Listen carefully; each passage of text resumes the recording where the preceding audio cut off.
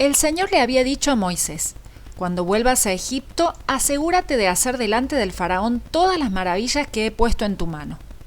Yo endureceré su corazón, de modo que no dejará ir al pueblo, pero tú le dirás al faraón: así ha dicho el Señor, Israel es mi hijo, es mi primogénito. Ya te he dicho que dejes ir a mi hijo para que me sirva, pero tú no has querido dejarlo ir. Por eso, ahora voy a matar a tu hijo primogénito. Éxodo 4, 21 al 23. Finalmente, luego de una larga conversación con el Señor, Moisés se dispuso a dejar Madián y encaminarse hacia Egipto, donde cumpliría la tarea que Dios le había encomendado: liberar a los israelitas y guiarlos en su camino hacia la tierra prometida. Ahora bien, ¿tenía Moisés alguna idea de en qué se estaba metiendo cuando aceptó recibir el llamado del Señor? ¿Podía acaso ver al ejército de los egipcios acercarse mientras Dios partía el mar Rojo en dos para que su pueblo lo cruzara en seco? ¿Podía escuchar el cántico de victoria de María, el agua saliendo de la roca o el maná cayendo del cielo? ¿Podía ver las tablas de piedra escritas por el dedo mismo de Dios? ¿Podía ver el tabernáculo y los sacerdotes consagrados? ¿Podía ver la cima del monte donde moriría contemplando la tierra prometida? ¿Podía ver el honor de sentarse junto al Señor Jesús en el monte de la Transfiguración? ¿Era consciente Moisés de en qué se estaba metiendo? Seguramente no. Sin embargo, decidió confiar en el Señor y obedecer. Muchas personas afirman creer en el Señor. No obstante, aunque conocen la verdad de Dios, no son capaces de obedecer. Recuerda, la fe siempre se demuestra a través de la obediencia. Por lo tanto, no puedes decir que confías en Dios si, a pesar de lo incómodos o inconvenientes que parezcan sus mandatos, no estás dispuesto a obedecerlos. Antes de salir a Madián, Dios le dijo a Moisés cuáles eran las palabras exactas que debía decir. Tú le dirás al faraón que esto dice el Señor: Israel es mi primogénito. Ya te he dicho que dejes ir a mi hijo para que me rinda culto. Éxodo 4:22. Dios consideraba al pueblo de Israel como a su primogénito. Esto no significa que para el Señor cada israelita individual era un hijo suyo, pero sí describía a la nación como su hijo y su primogénito.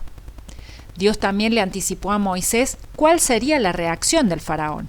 El rey de Egipto se negaría a dejar ir a Israel. En algunas oportunidades, como en este pasaje, la Biblia dice que Dios endureció el corazón del faraón. Éxodo 4:21. Otras veces dice que el faraón endureció su propio corazón. Éxodo 8:15. Y otras veces no dice quién lo hizo, sino que simplemente dice que el corazón del faraón estaba endurecido. Éxodo 7:13. Pero, ¿quién endureció realmente el corazón del faraón? ¿Fue Dios o él mismo? Podríamos decir que fueron ambos. Sin embargo, cuando Dios endureció el corazón del faraón, nunca lo hizo en contra de la voluntad del rey. En otras palabras, el faraón nunca dijo: yo quiero hacer lo que es correcto y dejar salir a Israel de Egipto. Y Dios tampoco respondió: pues yo endureceré tu corazón en contra de los israelitas. En conclusión, cuando Dios endureció al faraón, le permitió hacer exactamente lo que él quería hacer. El Señor no se colocó como un obstáculo entre el rey de Egipto y sus deseos, sino que lo entregó a su propio pecado, lo cual lo llevaría a sufrir amargas consecuencias. Anticipando la rebeldía del faraón, el Señor dijo que haría un intercambio entre su primogénito Israel y el primogénito del faraón.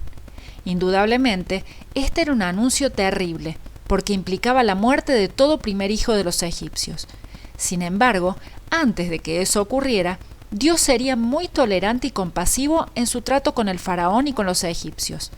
Desde el principio del conflicto, guiado por Dios, Moisés advertiría al líder que si no dejaba salir a los israelitas de allí, causaría la muerte de su hijo. Esto efectivamente ocurriría. No obstante, antes de actuar sobre los hijos primogénitos de todo Egipto, el Señor enviaría muchas plagas, dándoles un extenso periodo de tiempo y oportunidades de reconocer al verdadero Dios y de permitir que Israel pudiese salir de allí. Sin embargo, el faraón no aprovecharía ninguna de estas oportunidades. Una y otra vez, Dios llamó al faraón a obedecerle. No obstante, una y otra vez, el faraón rechazó ese llamado y endureció su corazón. Finalmente, y debido a su rebeldía, el rey de Egipto tuvo que sufrir un terrible castigo. Piénsalo. Cada día que te despiertas y cada bendición que Dios te permite disfrutar es un llamado a volverte a Él. Tal vez el Señor ya te ha hablado muchas veces, de muchas maneras y a través de muchas personas, advirtiéndote que si no te arrepientes de tus pecados y lo reconoces como el dueño de tu vida, no habrá para ti más opción que el castigo eterno. ¿No te das cuenta de lo bondadoso, tolerante y paciente que es Dios contigo? ¿Acaso eso no significa nada para ti? ¿No ves que la bondad de Dios es para guiarte a que te arrepientas y abandones tu pecado? Pero eres terco y te niegas a arrepentirte y a abandonar tu pecado. Por eso vas acumulando un castigo terrible para ti mismo, pues se acerca el día de la ira, en el cual se manifestará el justo juicio de Dios. Él juzgará a cada uno según lo que haya hecho.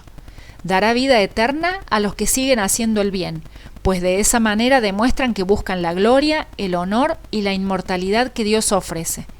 Pero derramará su ira y enojo sobre los que viven para sí mismos, los que se niegan a obedecer la verdad y en cambio viven entregados a la maldad.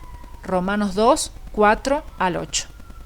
Por lo tanto, no demores, sino humíllate ante Dios, reconoce tu pecado e implora su perdón.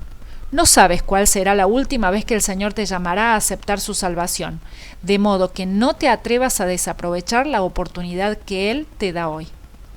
Si ustedes oyen hoy su voz, no endurezcan sus corazones. Salmo 95, 7 y 8.